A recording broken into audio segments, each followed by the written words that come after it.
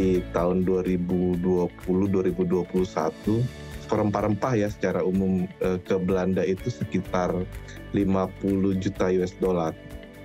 Sementara Belanda mengimpor dari dunia itu sekitar 500 juta US dollar. Jadi 10% rempah-rempah di pasar Belanda itu berasal dari Indonesia.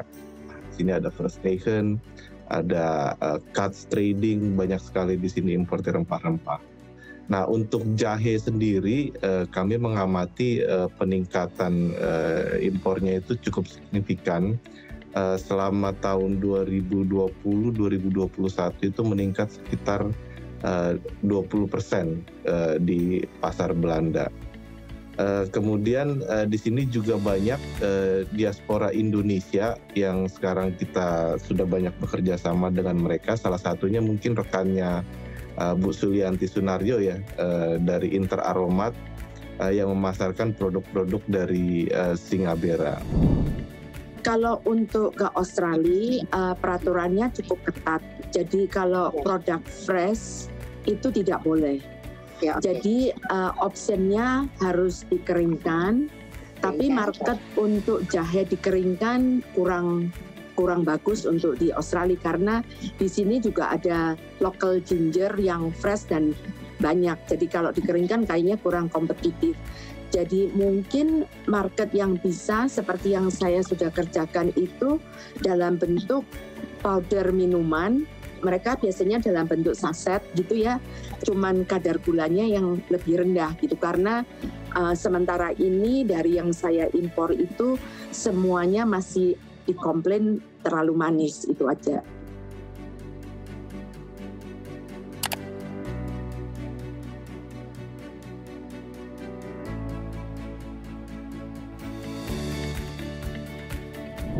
Indonesia sebenarnya banyak sekali family dari ginger. Cuman yang paling sering dikonsumsi itu ada 3 jenis.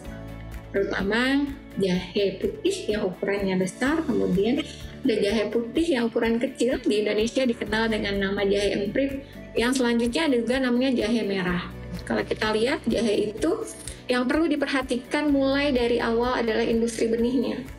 Karena berawal dari bibit yang baik, itu akan menghasilkan rimpang jahe yang berkualitas. Jadi perlu ada pemerhatian di budidaya.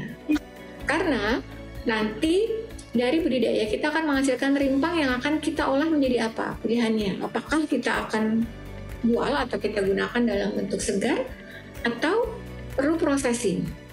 Kalau dalam bentuk segar, misalnya kita ambil patinya, bisa kita kembangkan menjadi produk food, makanan, minuman, atau dalam bentuk simplisia yang dikeringkan terlebih dahulu, kemudian ada proses ekstraksi yang biasanya banyak digunakan di bagian farmasi untuk obat-obatan atau di kosmetik. Atau kalau kita ambil oilnya itu bisa digunakan untuk bedak atau untuk bulur, untuk kecantikan. Ada beberapa teknologi yang bisa kita insertkan dalam pengolahan jahe. Secara rangkuman mungkin saya bisa sampaikan ada beberapa yang perlu diperhatikan dalam teknologi pengolahan jahe. Yang pertama misal grading. Dalam proses ekspor biasanya ini menjadi hal yang nomor 1, grading produk yang berkualitas, yang terbaik, baik dari segi ukuran ataupun fisik yang lainnya. Kemudian misalnya dalam proses pengeringan, pembubukan, atau pembuatan jahe dalam bentuk minuman, atau pembuatan jahe dengan berbagai metode, misalnya metode kristenisasi atau metode yang menggunakan alat pengering. Lalu ada lagi teknik pengolahan jahe dengan cara mengambil minyaknya, yaitu ekstraksi komponen bioaktif melalui proses distilasi, yang biasa kita kenal dengan minyak atsiri.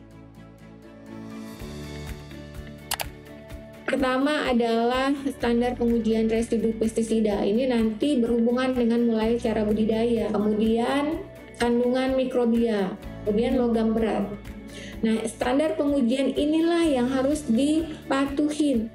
Titik kunci kenapa ini semua menjadi syarat adalah keamanan pangan.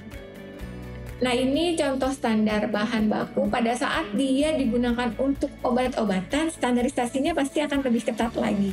Nah, ini standar baku untuk rempah. Ini berdasarkan standar nasional Indonesia ya. Nah, ini standar mutu minyak.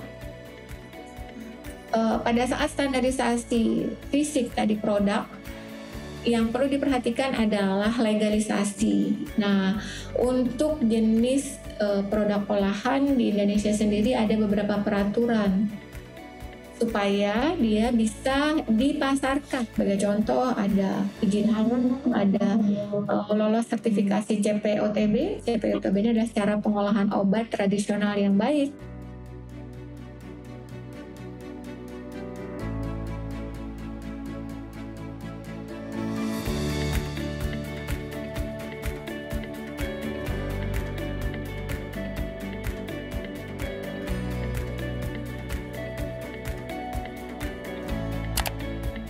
Tantangannya adalah harga. Kebanyakan importir maunya kualitas tinggi tapi harga semurah mungkin.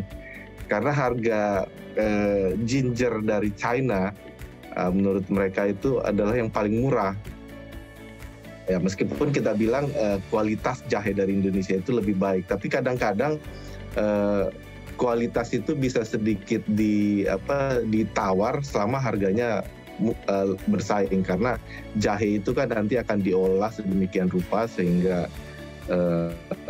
kualitasnya kalau cuma beda-beda sedikit juga nggak terlalu bermasalah buat mereka. Tantangannya dan shipment, ya terkadang harga logistiknya itu lebih mahal daripada harga jahenya. Yeah, because I'm trying to load some coconuts, I might share the container with the ginger. That's the only solution to compromise on the freight charges. But yeah, if you have a good price proposition, then you have a chance, because they don't going to switch very fast. But if you have a good product against a good price, which is a cheap price, then you have opportunity. Check on eBay, Amazon, ya itu harga yang ada di pasar. Jadi mungkin dari kita juga perlu perhatian di situ, dan apabila memang produk kita tadi harga kita dianggap tinggi, apa keunggulan produk kita? Nah, hal-hal tersebut yang harus kita sampaikan kepada buyer. Kalaupun memang kita nggak masuk ke mass market, masuknya ke niche market, ya why don't we just do so? Kita ini banyak saingannya ya untuk masuk ke Spanyol. Kalau misalnya tadi Ibu Sulianti mengusulkan untuk di end produknya itu di variasikan, misalnya minuman dan lain-lain, itu usul yang sangat bagus sekali, hilirisasi produk. Dalam hal ini kalau misalnya mau kirim produk jahe yang pakai jahe susu gitu, itu hati-hati. Susunya harus dari Australia mungkin atau dari Amerika, atau telurnya juga dari negara-negara yang sudah diakreditasi EU, baru bisa masuk Spanyol.